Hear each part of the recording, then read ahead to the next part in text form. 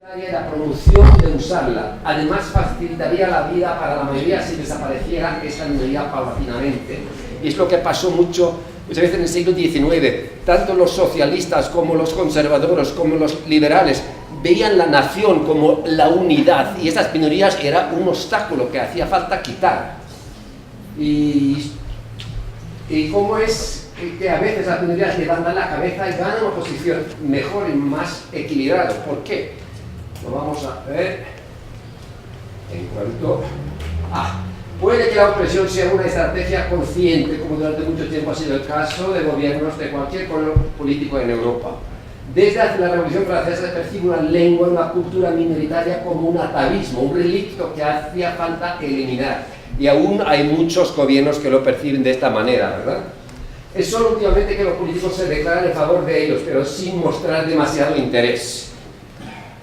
Se puede hablar fácilmente, ¿verdad? La idea es presentar aquí factores en favor y en contra y en el juego sociopolítico de tres casos europeos. Y el control gallego es la variedad mayoritaria en una comunidad española, autónoma. Me atrevo a hablar de esto cuando tenemos una destacada experta en el gallego aquí con Eva. El retormance lleva siglos como minoría en su propio cantón, en Suiza. Suiza tiene una estructura especial. El estoniano Böru, que se ha visto liberado al desaparecer la opresión soviética y lingüísticamente la opresión rusa. Y finalmente voy a presentar un modelo actancial general, y no hablo más de este modelo ahora, pero a ver. Sí, algunas consideraciones. Lengua y dialecto hace falta constatar que son conceptos políticos, no son conceptos lingüísticos. No existe ninguna característica lingüística que permita determinar si una lengua, dialecto, variedad lingüística o habla es mejor o peor, más útil, más rica, más flexible, más adecuada, más avanzada, evolucionada que otra. Si no se habla de matemáticas en una lengua, es sencillamente porque esa lengua nunca se ha utilizado para hablar de matemáticas y no porque no sirve para hablar de matemáticas. Entonces, una cosita, que tiene su importancia simbólica, es cómo denominamos países, lugares y qué ortografía usamos. Por ejemplo, en español se habla de Londres y no se va a cambiar, pero es London en inglés. Y no importa mucho porque ya tiene la tranquilidad de vivir en una gran ciudad mundial y no importa. A mí tampoco me importa usar Gotemburgo en lugar de Göteborg, que es la pronunciación sueca, pero para una minoría como quechua, que se debe usar gallego con dos L's o galego, como se escribe en galego, retoromance o romans, como dicen ellos, Böru con U, como se escribe en estoniano, o Böru con O, como en su variedad. ¿Y cómo perciben los hablantes estos usos y tradiciones? Hace falta respetar y pensar en eso, porque hay cierto imperialismo lingüístico solamente en el uso de los topónimos. Y vamos a ver un poco el gallego, o el galego, que ha sido un cambio geopolítico grande, porque tenemos en la Edad Media una lengua de gran prestigio, como formaba parte de la base para la Reconquista. Eso de encontrar a Santiago justo allí enterrado fue un alivio, claro, para los godos y los hispanos en la Reconquista. Y Santiago de Compostela fue la tercera más grande santuario del mundo en esa época, en el mundo cristiano, tengo que decir, perdón. Y sigue siendo una lengua de poesía, porque la poesía galega tenía una importancia enorme en esa edad, y también el muy andaluz García Lorca escribía en galego unos poemas, porque tenía ese encanto. Pero claro, con la caída religiosa y económica de Galicia, entonces se consideraba el galego un dialecto, a partir del Renacimiento. Y no fue hasta el romanticismo cuando volvió a ser una lengua con su prestigio, pero como pasó con muchas lenguas en Europa en esa época, se hablaba de la Edad Media, se daba absolutamente ninguna importancia a la situación actual. Era el galego medieval, el irlandés medieval, todas estas culturas medievales que la gente sufría en esa época no importaba. Entonces después una nueva caída y otra vez un dialecto. Y entonces, como en toda Europa, justo a finales del siglo XIX, principios del XX, entonces hubo movimientos políticos, entró más el romanticismo, pero movimientos políticos. Es cuando el movimiento político vasco surgió, para tomar un ejemplo, el catalán, el gallego también, y hay muchos otros casos. Y claro, con la caída del franquismo, entonces otra vez el gallego fue considerada una lengua, y ojo, el mismo Franco era gallego. Entonces es una resurrección como lengua con la democracia. Y claro, la estructura de apoyo del siglo XIX es que en 1812 es la primera presentación de una obra, he puesto una obra para no estar consciente de lo que estaba escribiendo. En el mismo siglo, en 63, el primer poemario en gallego moderno. Y el mismo año el primer diccionario del gallego. Y en el año siguiente la primera gramática. Eso es muy importante. Una gramática, un diccionario y una academia es lo que quiere una lengua para que sea considerada, ¿verdad? Y en 10 años más tarde se publicó por primera vez un periódico gallego en gallego solamente, sin mezclar con otras lenguas. Y la primera novela en gallego moderno en 1880. Y claro, ahora, después de la muerte de Franco, después del regreso de la democracia, entonces tenemos a España las autonomías, y había dos grandes jugadores que eran, evidentemente, Cataluña, que se debe escribir de esa manera, y Euskadi, o el País Vasco, como dicen, pero Euskadi. Y entonces, claro, Galicia era la tercera región tradicional, un poco diferente porque Galicia no tenía el poder económico que tenían Cataluña y Euskadi. Pero como se dice muchas veces en Cataluña, entonces era cuestión de café para todos, es decir, repartir los poderes entre todos. Y eran, en realidad, los políticos catalanes habían querido que fuera Cataluña, Euskadi, posiblemente Galicia y quizá algo más, pero no que el resto de España se dividiera en autonomías. Es como vi ya hace tiempo, pero en un periódico español, un chico murciano que se quejó. Estaba bien vivir en Murcia, sí, pero le faltaba una lengua propia. Pero no tienen, y las dos ciudades son Ceuta y Melilla, por lo visto, en la costa africana. Esas comunidades no tienen el mismo estatus en cuanto a autogobierno e impuestos. No voy a entrar demasiado en esto, pero es complicado y ya saben que hay mucho conflicto en España en este momento. Tenemos el prestigio de la literatura y cultura, la importancia de la participación popular en las actividades literarias y culturales. La situación económica, precaria durante mucho tiempo en Galicia, y el habla desprestigiada, aunque la lengua hablada de la mayoría, pero no tanto en las ciudades, pero por haber sido marginada. La lengua era la lengua del campo, la lengua de la gente de menos prestigio.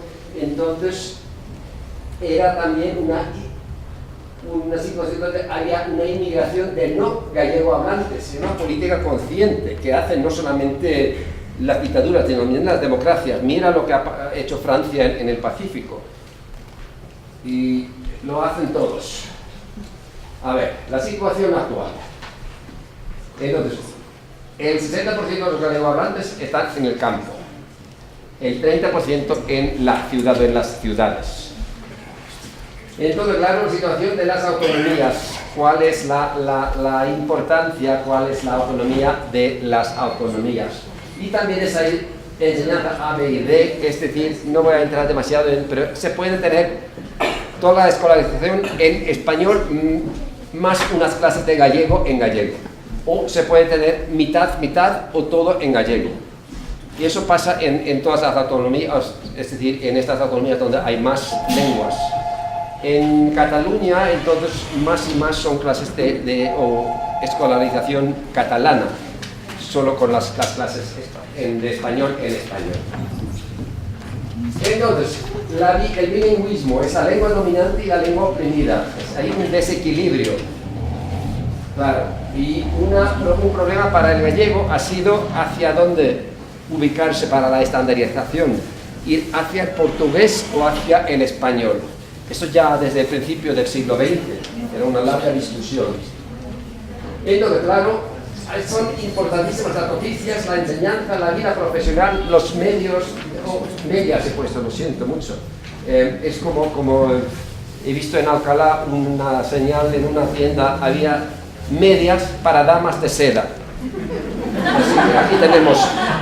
Igualito lo vi en Bogotá. Sí. Se venden medias para señoras de seda. Sí, muy bien, muy bien.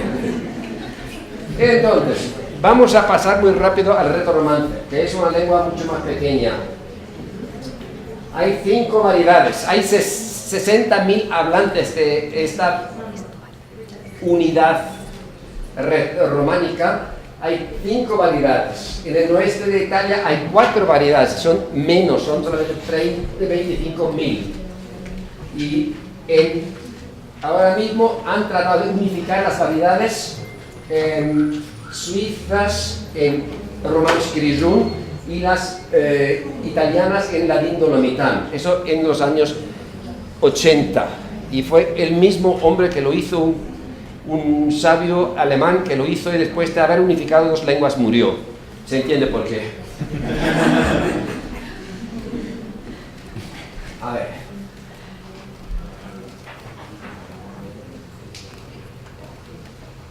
No me obedece. Entonces, claro, en el noreste de Italia tenemos el friulano, y muchos retorrománicos prefieren incluir el friulano en su variedad retorrománica, mientras que los italianos prefieren que sea un dialecto. Y claro, es una transición, pero 500.000 de hablantes, eso es una añadidura importante. No me voy a meter en el conflicto ese, pero hay recomendaciones en ambas direcciones. En Suiza tenemos muchas decisiones muy locales, es el país más localista de Europa. Se toman todas las decisiones en los pueblecitos mismos. Y también tenemos una opresión por parte de la mayoría. Y entonces, porque se decide en el pueblo si se va a dar la enseñanza en retoromance o en alemán, que son las 2 lenguas allí. Y entonces la presencia del retoromance es importante por si hay una mayoría, una minoría, y es cuestión de 51% o 49% y se puede cambiar. También el papel de la radio, porque fue la radio que de verdad unificó el retoromance o el sentido de sentirse incluido en una cultura, porque había también unos conflictos religiosos, unos eran católicos, otros protestantes, y no se podía hablar con eso. Ellos que hablaban una variedad tan asquerosa, no. Ahora se han unificado y tienen un diario que es La Cotidiana, donde se puede escribir en las 6 variedades, es decir, inclusive el Romansch Grigion. Sí. Muy bien. Los medios de comunicación son importantísimos, y como se tiene acceso a la internet, ya es mucho más fácil publicar cosas que antes, no cuesta nada. Eso ha sido una ventaja grande. Por favor. Y más. Falta de enseñanza superior. Tienen que ir a Zúrich si son protestantes, o a Fribourg si son católicos. Pero son territorios de alemán o de alemán y francés. Pero salen los intelectuales y se quedan porque es la edad de casarse, de fundar familias, y pocos regresan. Entonces, una huida. Lo que sí es interesante es que tenemos esa Lia Romanica, que es una unificadora, una unidad, una organización que organiza muchas cosas, publica muchas cosas en las variedades románicas. También es Pro Helvetia, que es una organización nacional en Suiza, ayuda bastante. Pero es un dilema suizo con esas decisiones muy localistas y con poco respeto, como siempre se trata del porcentaje.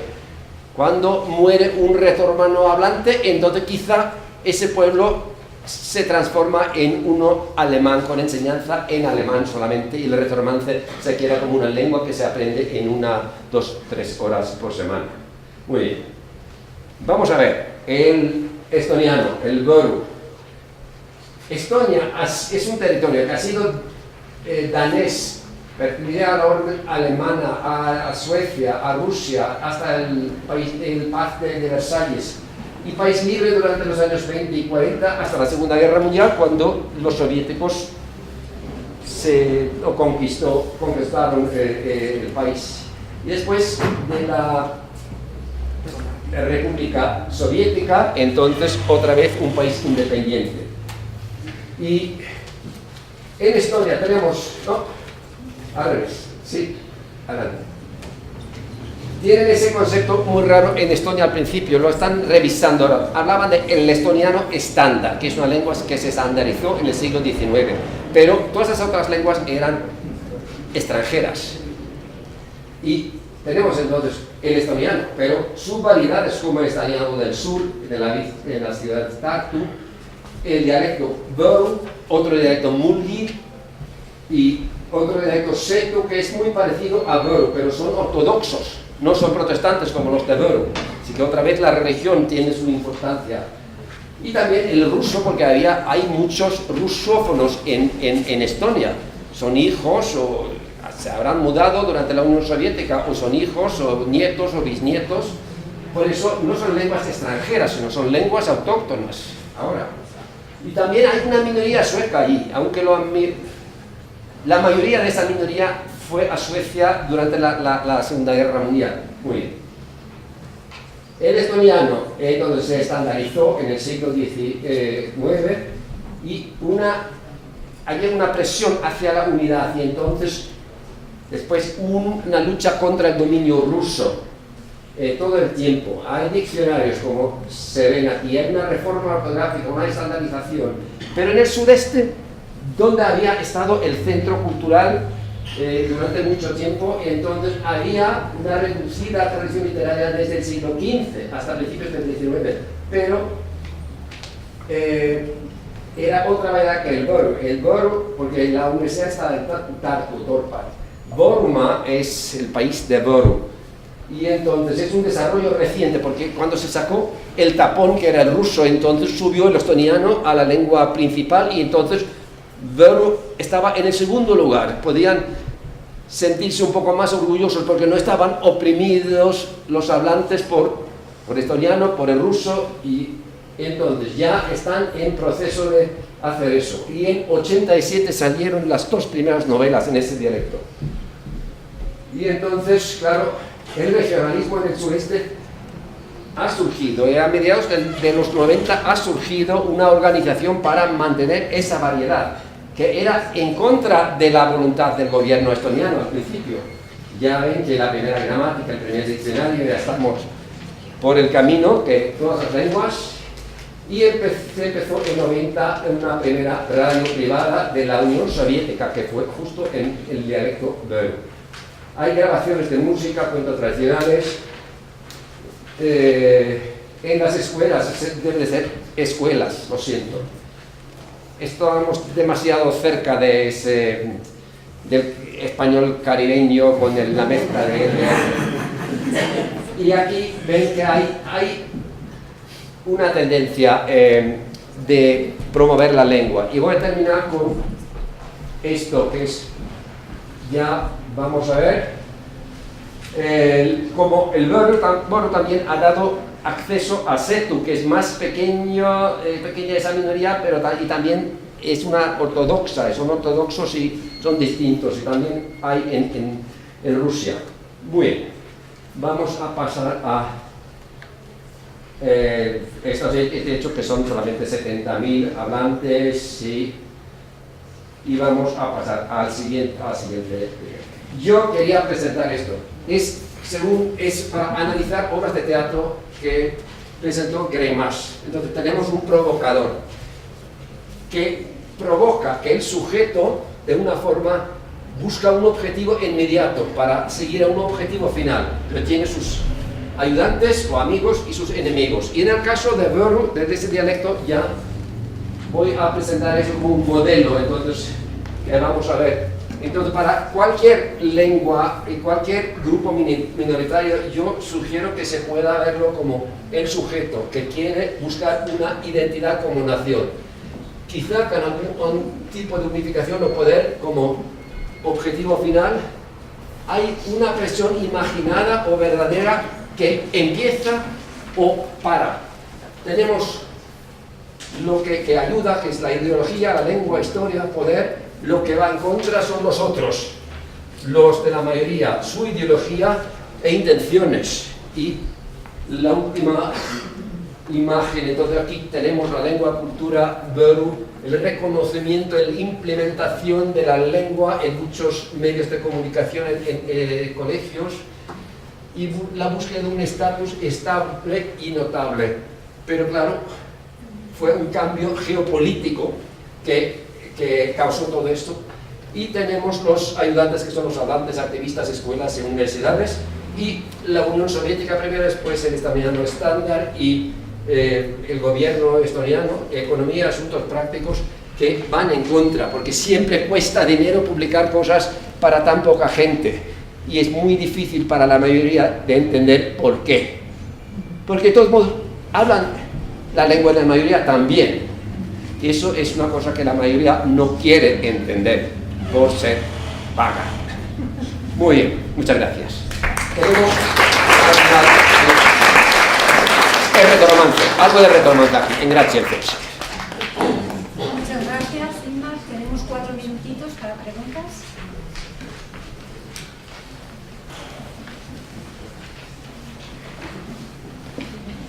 Perdón, no me perdí la relación con el friulano. Sí, el friulano está cerca de las variedades retrorománicas, pero también se puede considerar como una variedad italiana muy aparte, y está justo entre, es una variedad transitoria y se puede clasificar de ambas maneras, porque no hay una frontera clara entre el italiano y el retroromance en ese sentido. ¿Eva? Solo una pequeña observación en cuanto al gallego. Sí. ¿Dónde he metido la pata? Cuando se planteó el problema de la normalización, de la estandarización, ¿no? Una corriente votó por el reintegracionismo, que quería que se reintegre, aunque es falso, en la lengua portuguesa, pero lo otro no votó por la integración o no veló hacia el castellano de ninguna manera, ¿no? Porque el estándar, la variedad estándar del gallego ahora es una variedad autónoma, insiste mucho en eso, ¿no? Sí, vale. Que se distancia tanto del español como del portugués. Históricamente el portugués es más bien una variedad gallega que el gallego una variedad portuguesa. Sí. Y tal vez otra observación, si me permiten. Sí. Has expuesto ahí al final que son los ayudantes, es decir, los activistas que velan por una reivindicación, revitalización o como quieras llamarlo, y las otras fuerzas, ¿no?, que se oponen. A mí me parece que en el caso de Galicia, si observamos la actualidad, ¿no?, tenemos que precisar un poco, porque no todo va ahora en favor de una reivindicación del gallego, porque también hay altibajos según la coyuntura del gobierno, ¿no? Sí. Y cuando se implementó una ley de educación en el periodo de 2004 a 2009 en el gobierno progresista, socialistas con el bloque gallego, se implementó una ley de enseñanza que en la enseñanza 50% debe ser en gallego, 50% en castellano. Cuando ahora con un gobierno conservador se borró, se eliminó esta ley y ahora lo que quieren hacer, que es algo absurdo, repartir entre un tercio en castellano, un tercio en gallego y un tercio en inglés, enseñanza en inglés, ¿no? Sí. Y es una situación de la que se está, o sea, que se está discutiendo mucho, ¿no? Tienes toda la razón. Esto es un modelo, claro, hace falta problematizar todo esto, pero eso es para tener como un modelo general que se puede usar también para discutir y tratar de estructurar cómo funciona. Y eso también de meter el inglés no solo en Galicia, sino en otras partes de España, es muchas veces una equivocación, porque ponen inglés y tienen una educación bilingüe, pero es que los profesores en muchos casos hablan un inglés horrible. Entonces mejor que se haga esta enseñanza en español, en gallego, en catalán, en euskera y que haya unas clases con profesores competentes en inglés y que no haya... Muchas gracias.